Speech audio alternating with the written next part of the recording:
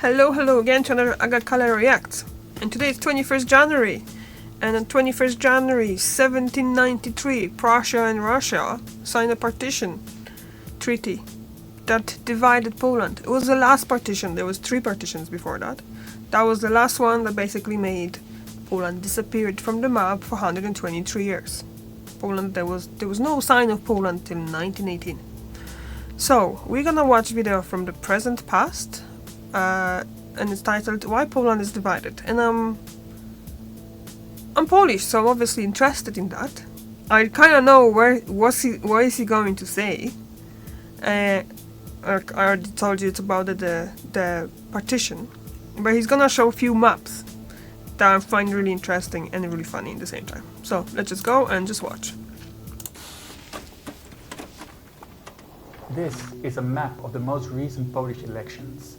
You can clearly see where the conservative government has been defeated by a progressive opposition. Wait, no, this is actually a map of all the houses that have bathrooms. Yeah. This is a map of the most recent Polish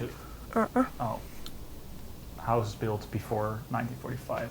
This is embarrassing. Wait. This is the map of the most recent election. Mm-hmm. Why do all these maps look the same? Yeah, that's interesting, huh? This is Poland in 1635. Yeah. And together with Lithuania, they have a very big country. In modern times, you would have Ukraine here and Belarus. Mm-hmm. Lithuania. And for some reason, Sweden is hanging out in Estonia, I hope.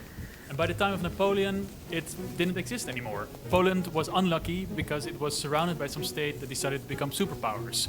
Russia, the Habsburg Empire, and the Prussian Empire. They saw Poland as this sort of playground, and they just decided to gobble it all off. It would be 123 years before the Poles would see their country again.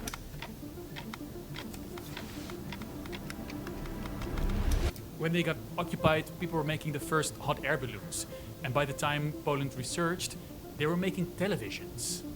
And not long after that, the podcast was invented. I listen to podcasts a lot, like all the time, when cooking, showering, or listening to other podcasts. But sometimes my favorite podcast can't keep up with my listening speed, which means I am alone with the existential dread of my existence. To deal with this anxiety, I have recently been using Blinkist. Blinkist is this amazing app that gives the most important points of non-fiction books. Within 15 minutes, you'll be up to date with the core ideas of a book. Sometimes you are interested in a subject, but just don't have the time to read the full book. Blinkist has over 6,600 titles in their catalog. I've been listening to The Tocqueville's Democracy in America, Putin's links to the KGB, and the main points of Stoic philosophy. They have a new feature called Blinkist Spaces, where you can track listening habits and share them with friends and family. So if you also don't want to be alone with your thoughts, you can get 25% off Blinkist Annual Premium. You can get your 7-day free trial by clicking in the link in the description. Thanks Blinkist for sponsoring this video. Check the link below to subscribe. Hey, it's 1922 and it's after the First World War and Poland is back on the map. Doesn't really look like the Poland we know, but you know, something. It does, however, confuse Stalin and Hitler so much that they quickly go back to bringing Poland into its occupied state, like so. Yeah. And after they introduced their ideas of minimalist architecture in Warsaw and other places, finally we get Poland. He's funny. Now, this is the Poland we do know. Let's take a moment to reflect on the position of Poland over the years. It's moved a lot. After the Second World War, they moved to the west. So they lost all this land to the Soviets, and they gained all this land. Land that had been in the hands of Germany for, well, centuries. You can see that in the names of the cities. Danzig becomes Gdansk. Breslau becomes Wrocław. And Stettin becomes... Yeah, good luck with that. That's where my sister Poland lives. has had their modern borders for almost 80 years now. And that feels long. But when you look at history, that's just the blink of an eye. And this occupation by the Prussians, by the Russians and the Austro-Hungarians, it left its mark on the people. Not only then, but still nowadays. Last October, Simon Pivcik tweeted this map thread.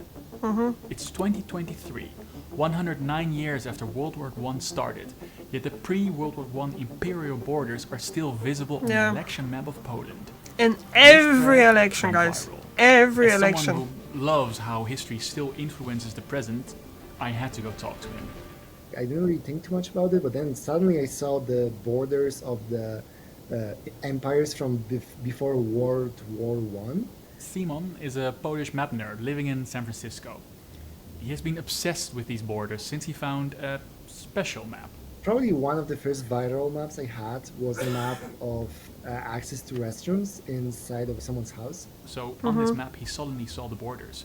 And it didn't stop there. And like since then, like I've been doing more and more maps, and then on a lot of them, these borders actually show up. We have the map of the recent election. It's quite clear that the progressive opposition won out in the western part of Poland. They also won out in the bigger cities, places where people are generally more progressive. The Conservative Party won more in the east. This is a rural region. And it's also a region that is doing not so well as the rest of Poland. You can find some of the poorest provinces here. But why do these maps show the former imperial borders so well? Maybe not a lot of people realize, but many parts of Western Poland were kind of like the Wild West only 75 years ago. A lot of this has to do with the end of the Second World War. Stalin keeps this part to the east, and Poland gained all that German land to the west. And now millions of people are forced from their homes, both Germans and Poles. Many Poles settle in this area, this former German lands. And these Polish people, they not only lost their houses, they also lost their traditions, their communities, but also the social control of a place where you've been living for generations. And with less social control, you can do more what you want. And this makes people, well, less traditional. Another idea is that these migrants invested more in education. The theory is that people that are forced to migrate, they invest in things that are more easy to take with you. And this paper shows how the focus on education in these families is still there this day. You can clearly see the difference in schooling results between those that were forced and those that weren't forced to migrate. Higher education is linked to more progressive views. Another reason why these lands are more progressive could be that they just are closer to Germany.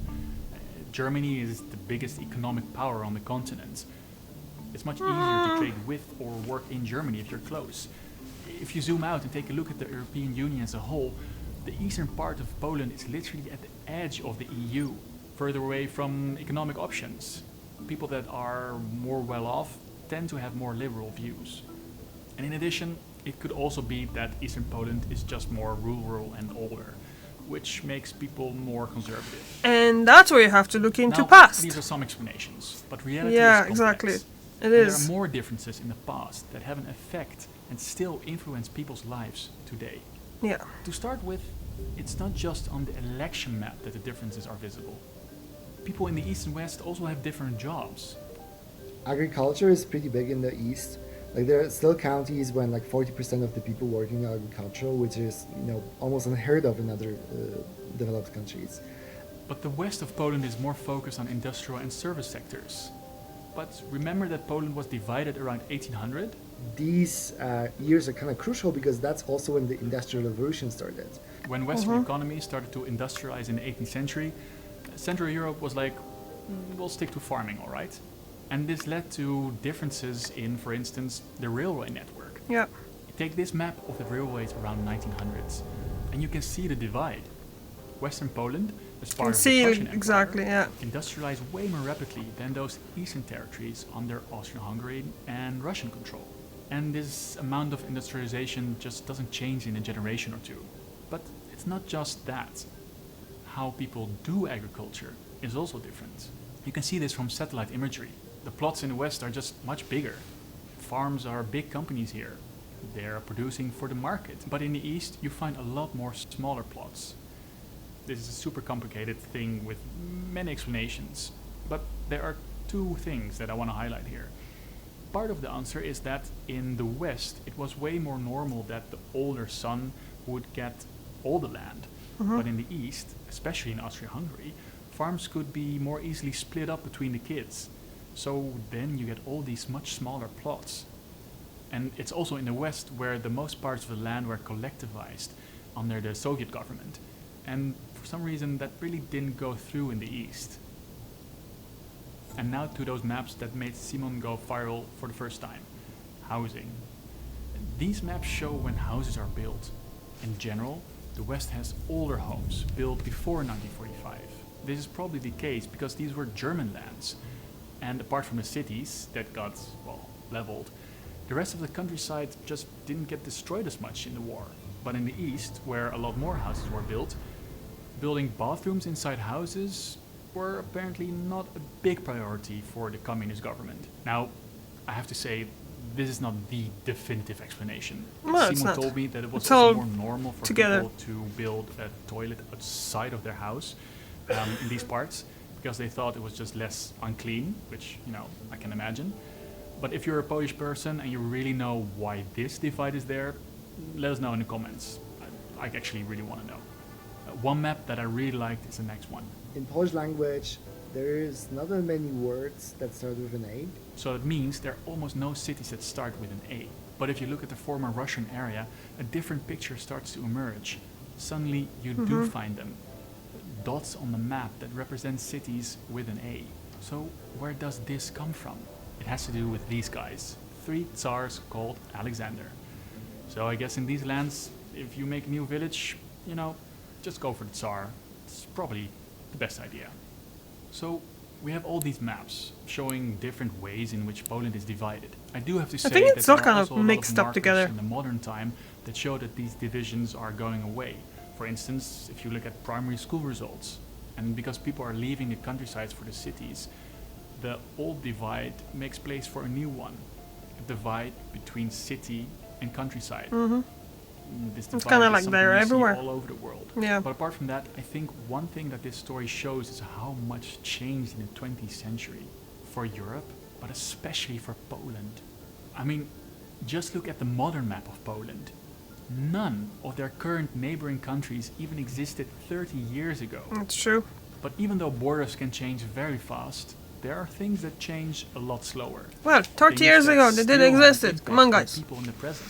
40. Like what kind of 35 infrastructure years is ago. built? Do you live close to a railway station? What is the economic situation of your region?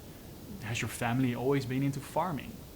In the West, we like to think of ourselves as individuals with free will and the capacity to make choices that impact our lives.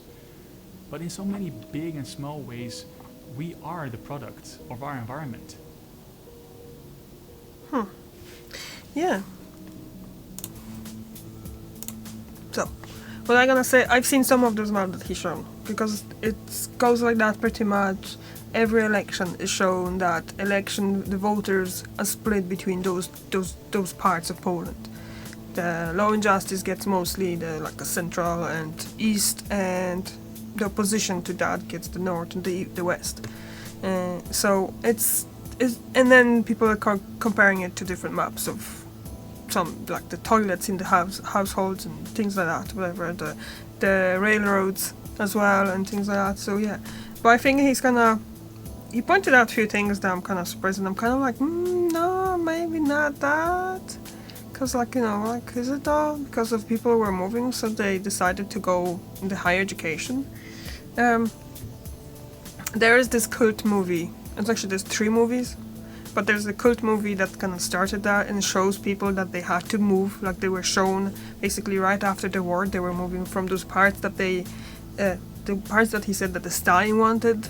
They used to be Poland, but they aren't anymore. So they just were forced to move. Like, pack all what you own into a wagon of a train and just go to the different part.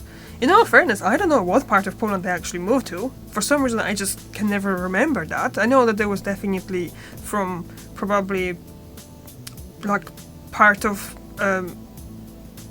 Ukraine currently, that would be a part of Ukraine right now. But they moved somewhere into Poland. I'm not sure if that was a Poland that's east, or is it a Poland that was west, but that was not deserted, but was actually forcefully removed of German people from there as well. So everything like that, it's complicated. And I was born in the 80s, and I can't really say much about what was going on before that, obviously. I can't really say much about what was going on during my childhood as well, because I was a child, I wasn't really paying attention to it. But that movie is just the first time when I kind of hear about it. I remember watching it as a child and I was asking, why did they have to move? Because obviously I was too small to understand that the war changed the borders of Poland. So people that they see themselves as Polish, they had to move.